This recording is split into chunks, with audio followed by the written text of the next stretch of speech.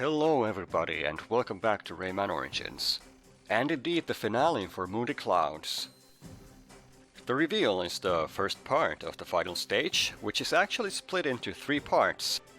But if we start from here we can play them back to back, so I see no reason not to do that. So let's start with a little plot exposition.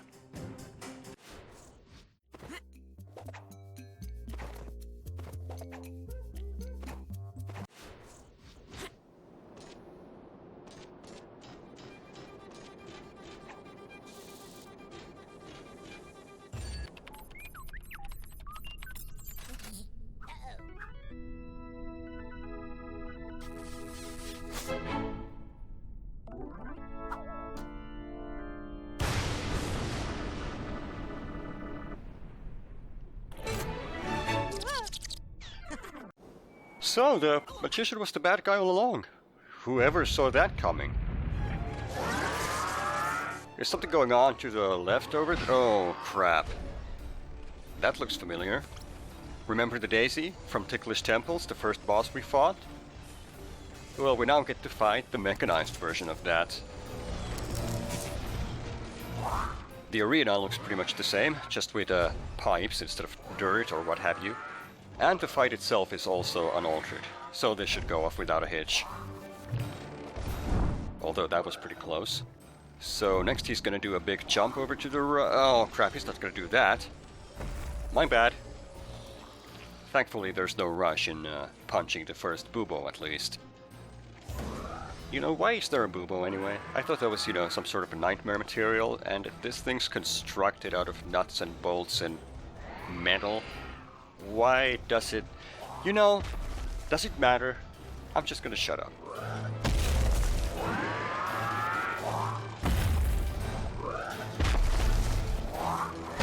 Unlike the actual boss, this guy only takes 2 hits to kill, thankfully. And what follows is the birdie.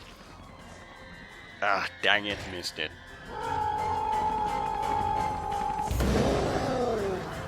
You know, I really appreciate the fact they changed the sound bites for the bird. It sounds sort of a mechanized call. And he's being followed by mechanized flying fish. There's a sentence I never thought I'd say.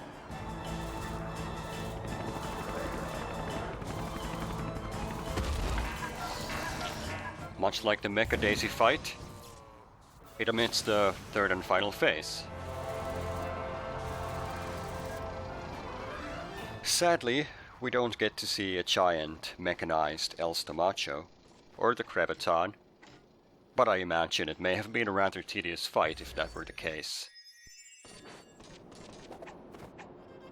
Oh, we're right back at the start. I'm back, and I may have broken your toys. Sorry.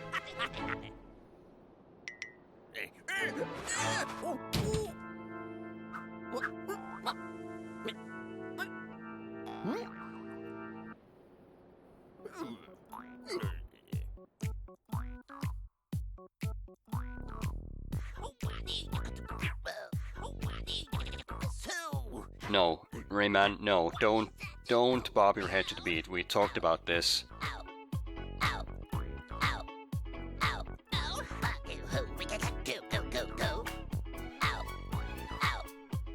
No, what did I just say? Don't be tempted by the power of disco, Rayman.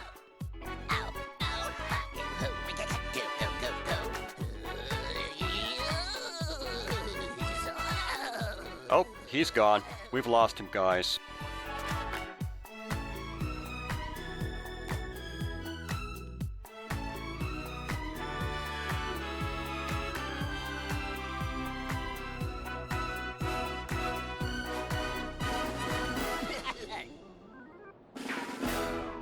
A veritable Looney Tunes exit. Alright, let's check out his office. Oops, didn't mean to do that. So, picture of a guy in a hat, picture of a guy in a hat, another picture of a guy in a hat, a picture of a hat, another picture of a hat, a picture of a hat, a proper hat, and love Mr. D, the first game antagonist. I think you have some explaining to do, mister. If you're still here. Oh, there you are. Thanks for waiting. Awfully nice of you. You'll never notice by playing these levels in a row, but we're now in the second phase of the final stage, Get Away. It goes without saying, you don't want to fall behind, but you also don't want to go too fast. If you outrun the screen, something in the cycle is bound to get screwed up, and you really don't want that to happen. Instead, you should just go with the flow, and enjoy the sights while you're at it. Take a good long look, because the real estate values of this place, they're crumbling down. And we probably aren't gonna be coming back here again.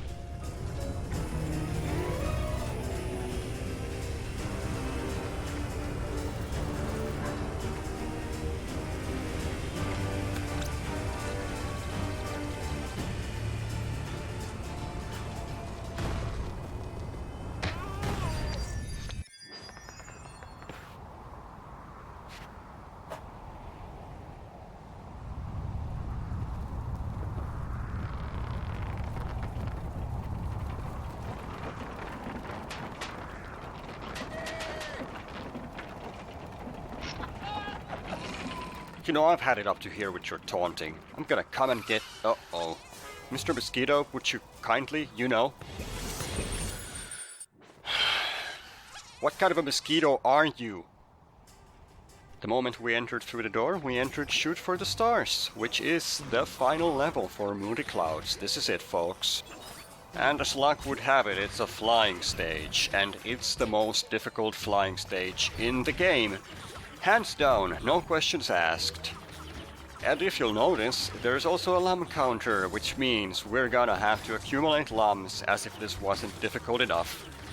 There's a huge number of these enemy badges which we need to destroy for lums. There's quite a few mecha flies, and of course there's bombs. And much like in the first flying stage for this chapter, we need to take out some of those bombs, or at least we want to make sure we're not going to fall short of the medal by 1 or 2 lums, so it's just best to take care of those whenever we can.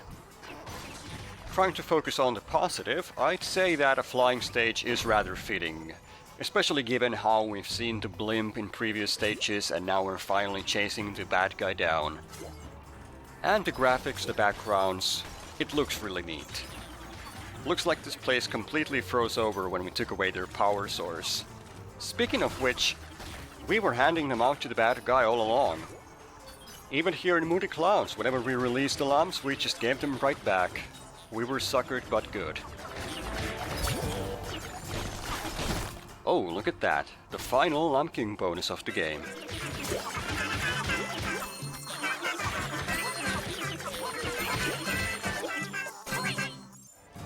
I'm gonna miss that tune. Said no one ever.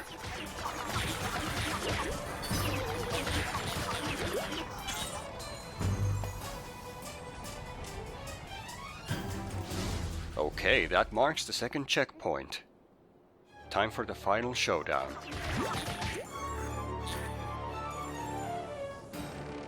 And what kind of a showdown would it be without red missiles following you all the way to the end of the stage? Uh-oh. Gotta be a little bit more careful around these things. Oh sweet, got a heart off screen. The airship releases some mecha flies which give you lums, so you want to destroy those, but there's just so much going on here, it's really difficult to pay attention to everything. You can shoot the airship and it actually loses parts when you do it, but it's purely cosmetic, you don't have to do any of this. But what kind of a chase would it be if we didn't try to shoot that thing down from the sky? With that batch of lums, we're gonna have just enough for the medal, just try not to get hit. Jeez, that was close. Don't even ask how I dodged all that.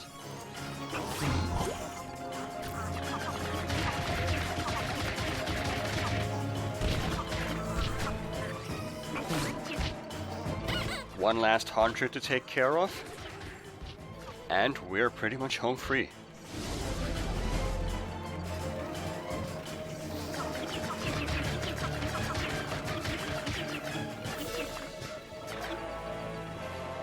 And with that, we are done.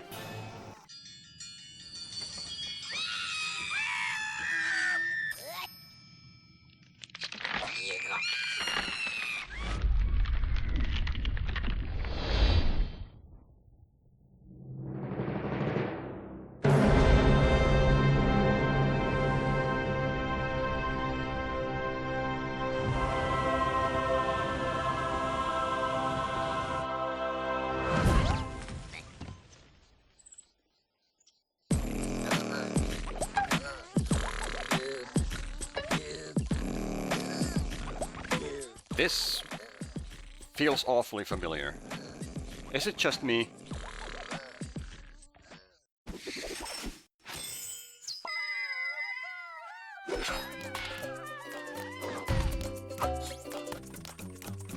Nice attention to detail that the magician's gone. Good thing. He won't be able to take our lumps anymore. Rebuild his abomination of a sky empire. And this here's the moment of truth, folks. There's the final Electoon, 246 out of 246, and wait for it. Yes! The final medal! The final worthless, buck-toothed, stupid medal. We don't have to get any more of those. I think that warrants a little victory dance. Okay, wow, that took longer than I expected, but we're finally done with the main game. We still have one more level to go, though. Michel Ancel, the beautiful, beautiful mind behind the Rayman series, and this particular gem of a game that stands testimony to the fact that Ubisoft is perfectly capable of making great games in this day and age.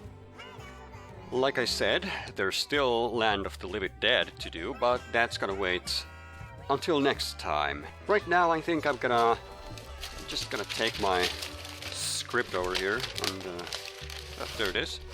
I'm gonna read this out as if I'm being totally spontaneous. There's no such thing as a perfect game, much like there isn't a perfect piece of art. Oh jeez, what a start. Who wrote this? Bear with me here. Some products of popular art may come close, but ultimately everything is subject to the views and constraints of the time. With video games, the technology available inevitably sets borders for how a game looks and sounds, but it's never set any borders for imagination or how fun a game can be. With the reprise of retro games, it's once again become clear that for a game to be fun and engaging, it doesn't need to constantly push the technological boundaries or be completely innovative all the time. All you really need is a setting that draws you in, enough challenge, and good gameplay. That is why I think Rayman Origins succeeds at what it does. It's simple yet elegant. It feels familiar, but isn't without its own personality. Far from it. At the outset, it's a basic platformer, with its differently themed worlds and its set of power-ups and abilities. Which is why it's a perfect platformer for anyone who grew up with classic 8 and 16-bit side-scrollers, and it shares a lot with them. It's being compared to Donkey Kong Country Returns and Super Mario Bros. Wii, both games that went back to their respectable roots after a long era of refinement and innovation. And much like those two, Rayman Origins is a perfect nod to classic platformers, and caters to members of the NES and SNES generation like myself without fail. And yet, it still feels fresh enough to please new gamers as well. But ultimately, I think it still stands out from the majority of modern retro games. If I had to compare it to other non-Rayman games, the first that would pop in my mind would be Dynamite Headdy on the Sega Genesis. It has the same quirkiness, the same light-hearted, odd overtone that stands out from the majority of games. And in all its cheerfulness, it's not entirely without darker undertones. After 9 worlds, you enter a gargantuan city in the clouds, seemingly powered by captive lumps. It's executed with plenty of humor, and it doesn't take itself seriously, thank goodness.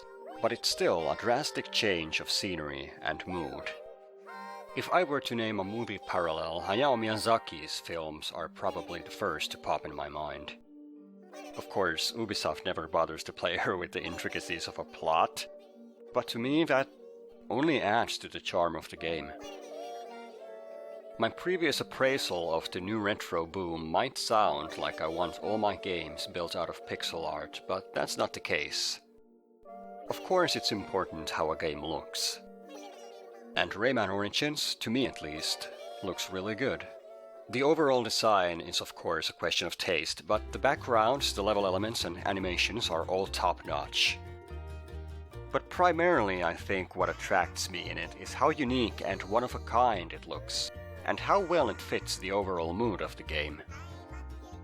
While on the topic of mood and atmosphere, it would be criminal not to mention the soundtrack. It has a lot of variety, and I can't help but be astounded by the different instrumentations and musical styles used, the syncopated rhythms, and even some non-typical time signatures. And as a cherry on top, the songs are arranged for a full orchestra and performed by the Star Pop Orchestra in Paris. It probably isn't that uncommon in this day and age to place emphasis on music in games. But you have to bear in mind, the entire soundtrack for this game was composed in only 3 months, which is beyond impressive. It's a shame that the lum singing is likely to be the one thing to be stuck in your head when you play this game. But if you put it into perspective and compare it to all the great songs the game has, I can't really complain about it. Although it really gets grating after a while. Furthermore, the music has subtle cues and changes, which makes it all the more enjoyable. A serene ambient tune can change into an engaging orchestral at the change of a screen or entering through a door. It adds to the dynamics of the game, and I doubt the overall atmosphere would be the same if every level had just one long loop. The level design is great. A jungle or a desert are not novel, groundbreaking settings for any kind of a game, and ice levels are far from rare in platformers. But in Origins they always have some kind of a twist. The desert chapters were intertwined with musical themes, the ice levels were full of food and went from freezing cold to steaming hot apropos nothing. Even the water levels are enjoyable because they simply look so great. And Moody Clouds really takes it to the next level with its steampunk aesthetic. It's an odd formula of time-tested basics with a little bit of weirdness added. And it works. Like I said before, the plot shines in its absence. I like it when a game or any piece of popular art doesn't feel the need to explain itself. In the making of this Let's Play, I've read a lot of articles in the Rayman wiki and elsewhere. And if any of it is reliable at all, the devs put a lot of thought into the plot and setting, and ultimately they ditched most of it and we're left with subtle cues and hints. No finite answers, no big plot dumps. It's all there in interviews and hidden away in game files. But it's all just auxiliary. Ultimately, it's all left for the player's imagination. Or you can just forget about the plot altogether and enjoy the game for what it is, a carefree platformer. That's what I do. But even so, I still respect the fact that all of this, every character and every world, every boss and friendly character, even the smallest of details in the game have an intricate explanation that is never once disclosed in the game. It's just something you can't quite put your finger on. And it leaves you slightly befuddled. I like it. So there's the praise. Now for the reproach. Believe me, I was left scraping the barrel with this one, but here goes nonetheless, for better or worse. While the controls for Origins are responsive and fluid, there is room for improvement. The sequel, Rayman Legends, worked on that issue. If you play the two games, you're going to notice that something has been changed. It's difficult to explain and words really don't describe it too well. But Legends had its own Return to Origins segment, which redid some of the levels with improved graphics and a customized gameplay that was in accordance with the core game. Many people, including myself, felt that Legends was easier than Origins. Whether you think that's a good thing is a moot point, but whatever the case, I'd say the improved controls had a role in it. And I maintain that if Origins had the same controls, the exact same controls, it would be a slightly better game. My second point has to do with the difficulty curve pertaining to the medals. Some levels make you work real hard to get enough lums for the gold medal, which for all intents and purposes were there just for completionists. There's a major discrepancy between the levels, however.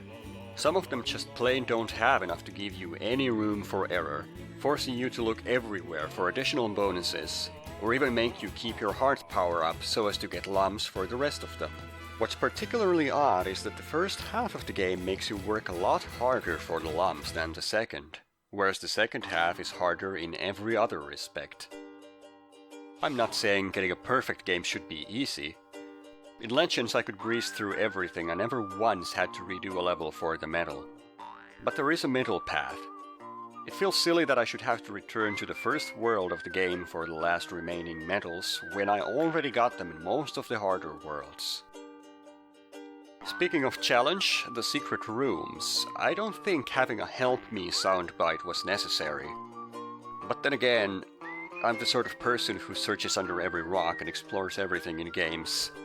Which is how I found the majority of glitches in this game, now that I think about it. See, I told you I don't have much to work with here. Okay, one last thing, a topic I've been avoiding up until now.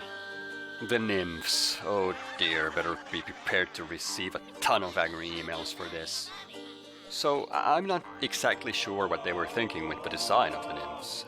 I don't really think about it every time I play the game, but why on earth did they have to go that way? Why the scanty clothing? Why the enormous bouncy mammary glands? From where I'm looking at it, two things are amiss. Firstly, it doesn't fit the mood of the game in my opinion. There are tons of different kinds of designs they could have gone with. So why pick this one? Was it a joke? Am I not getting something? Was it out of lack of imagination? Or maybe even out of fan service? And secondly, it's part of a larger problem of depicting women in a ludicrously one-dimensional way in video games. And to see it in an otherwise masterfully crafted game feels redundant and unnecessary. But like I said, I don't really dwell on the topic, and Rayman is far, far from the worst offender. But it still bears mentioning. Lastly, for comparison's sake, and I'm not saying this is the design they should have gone with, but here's Matilda from the first Rayman game. Somewhere along the way, it seems, she decided to start showing off. And that's all I'm gonna say about that. Last word regarding the Let's Play itself. I tried to be as thorough and detailed as possible throughout this series, but there's always stuff that you're forced to leave out. I could have shown you how the later power-ups affect gameplay in areas before you get them. And I could have shown you the PlayStation 3 trophies. There's also a co-op mode of up to 4 players that I never got into.